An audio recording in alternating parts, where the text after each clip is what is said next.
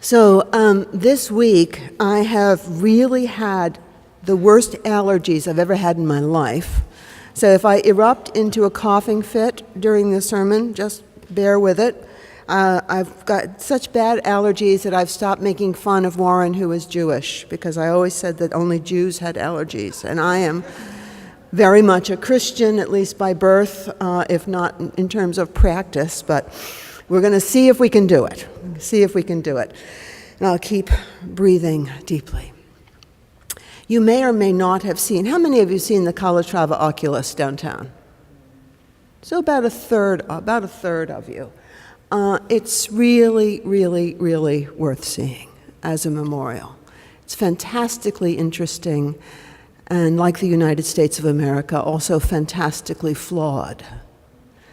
But it's a magnificent memorial to 9/11 because somebody not only spent billions of dollars, but some other bodies also spent hours and weeks and days of time in conceptualizing how this country might remember what happened downtown on 9/11.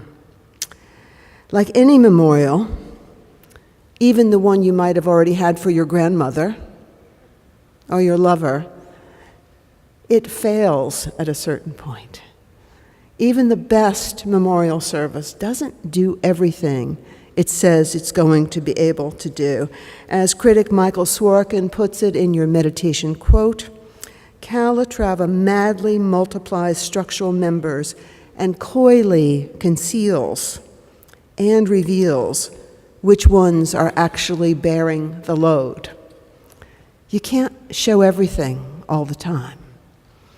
Even at the end of a fabulous memorial service, there will be things left unsaid that couldn't be said or shouldn't be said, or maybe could have been said but weren't said. That's how they go.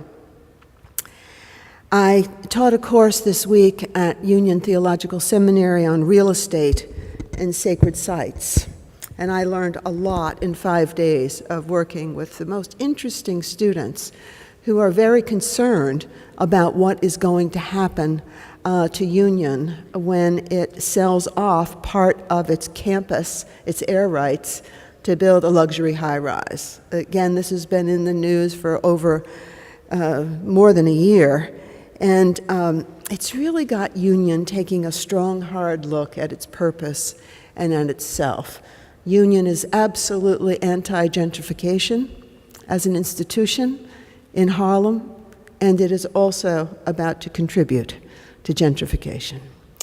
Like the Oculus, it tries and it fails. Maybe just real estate fails, but I don't think so. I think memorials in general fail. Anna Lou Pickett, a longtime member of this congregation, will be memorialized here on June 24th at 5 in the afternoon, and there are already 11 speakers signed up to tell the story of her life as the first woman moderator, we think, of this congregation, as an extraordinary politician, as a lively and engaged person around and about this great city. 11 people we're already thinking might not tell the whole story of Anna Lou. There will be things coyly hidden as we go on through that service. So one of my students at Union tried to capture this attempt, this reach that's never quite large enough. Her name is Carolyn Bratnober, and she wrote a brilliant paper. And the whole thing will be up on the online in the sermon, but I'm just going to quote a little bit from it. She says, there are many ways in which memorials to the dead illustrate beautiful and poignant principles for the living, but the World Trade Center transportation's hub, architectural centerpiece, the Oculus, can only be described as an unsightly and disturbingly inappropriate moment.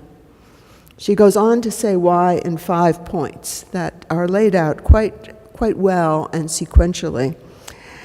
She says it uses a mall to represent what was lost in America. The fundamental symbol of what we lost is a mall. Like the buildings that went down at 9/11, it is it remains a cathedral celebrating finance. It is also, and she's a disability expert in her life beyond Union, it's inaccessible. It is inaccessible. It took her 15 minutes to find how to get down to where you could get to the elevators. They're there, but nobody wants to show you how to get to them.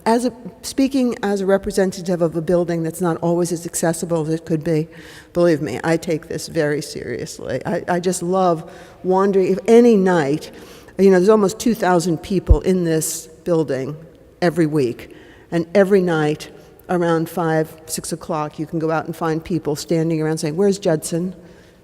Where is it? I know I'm here, and I just can't find the door to the church." Carolyn says that the building is inaccessible. It uses a mall to represent America, and to her it is ugly because it's all white. And she calls it the Moby whale gone bad. And I think a lot of people say that because the students, God bless them, researched everything everybody had said about Calatrava and the cathedral and memorial to finance. And a lot of people see it as the kind of broken Moby Dick of our city. Now, for me, I disagree completely with her sense that it's ugly. I think it's gorgeous. But that is the way memorials work, right? That's how they work. Some people love them, and some people hate them. And that's what makes a good one, is if it can attract a lot of response. So rather than directing us to New York, the New Yorker's favorite sport, that of criticizing public monuments, I'd like to talk about what makes a good memorial. What is a good memorial? To me, a good memorial collects the death and remembers it. A good memorial remembers that a really dead person is really dead. A good memorial has a beauty to it, and everyone there knows that in the beauty that is collected, there's still a lot missing. A good memorial can't finish. It's not supposed to finish. Like Anna Lou's service, 11 speakers will be plenty and not enough. When the memorial for Donald Trump happens, as it will someday, people will remember that he surprised everybody in going neck and neck with Hillary Clinton this long. They will remember this early summer of 2016 when so much conversation is dominated by strange phrases. Is he an early fascist? What is a fascist? Does he really mean what he is saying? Has he not sung the Star-Spangled Banner? Mend thine every flaw? Does he ever think he's wrong? Is he the kind of German who didn't speak in 1935 or 1937 or 1939?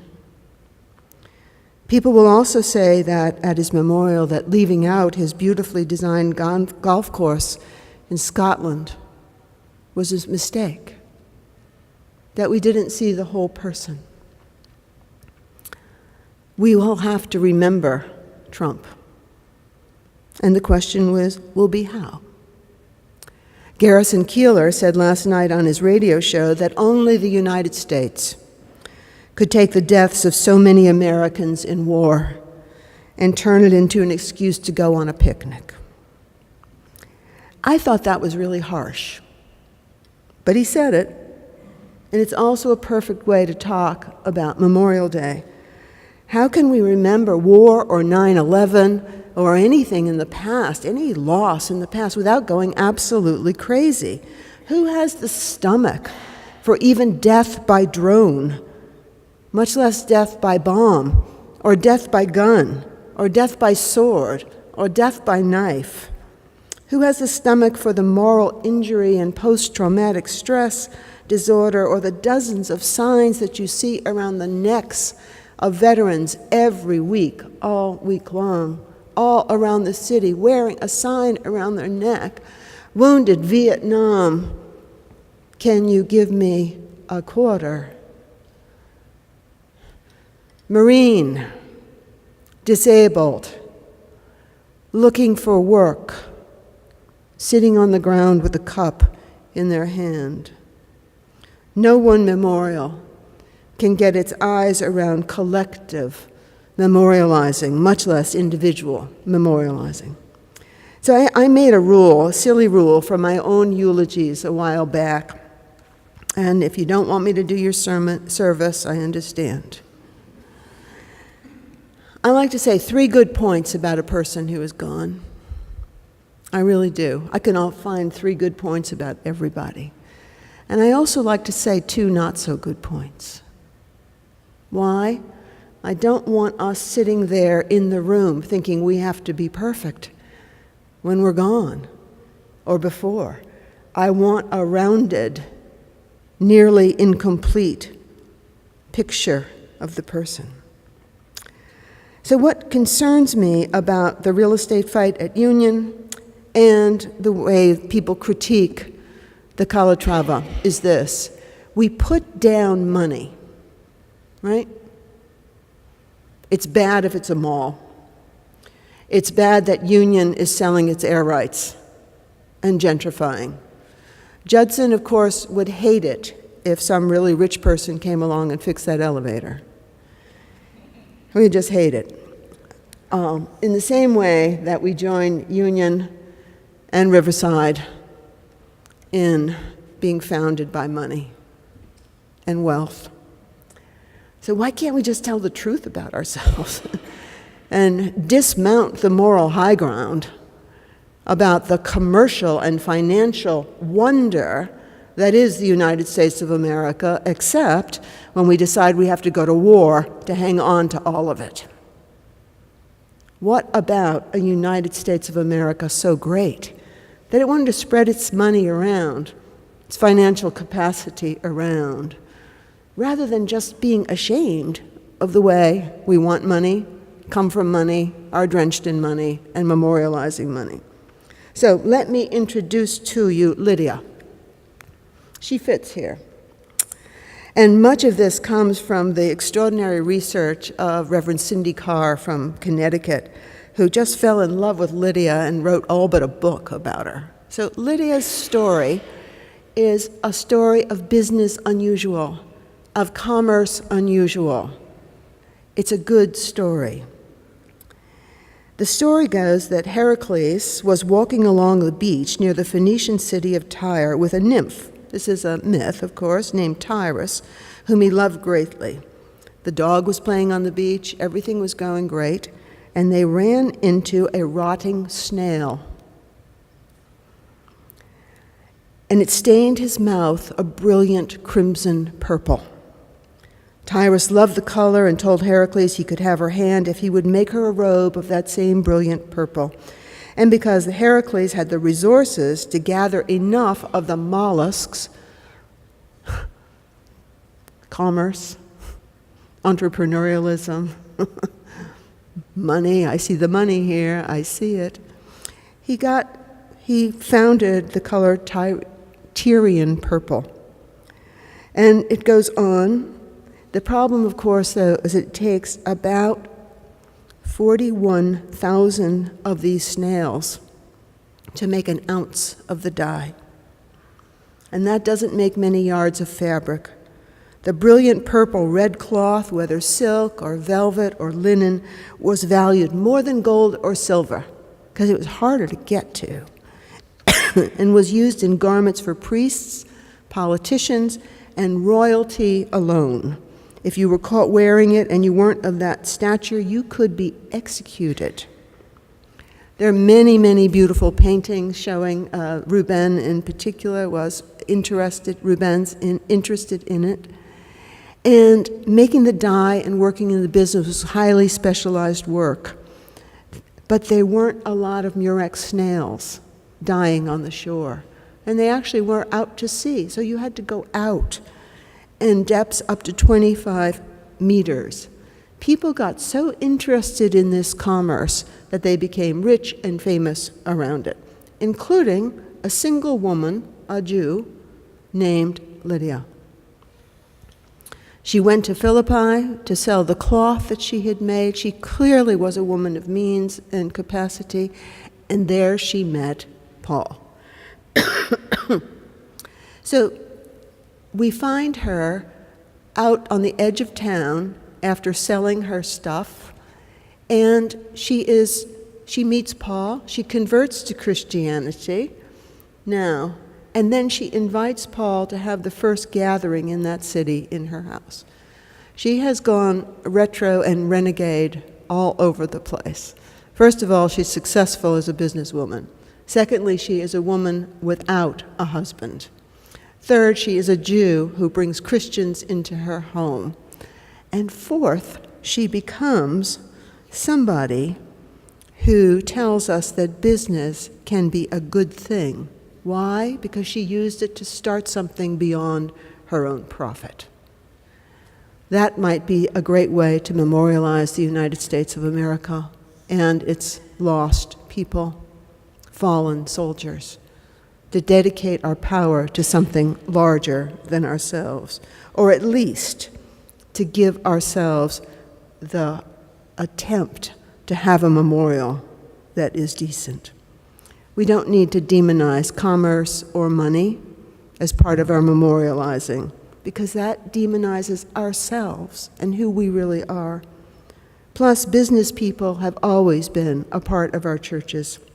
They've made extraordinary contributions, as have veterans. There is no need to demonize them or to overdo them.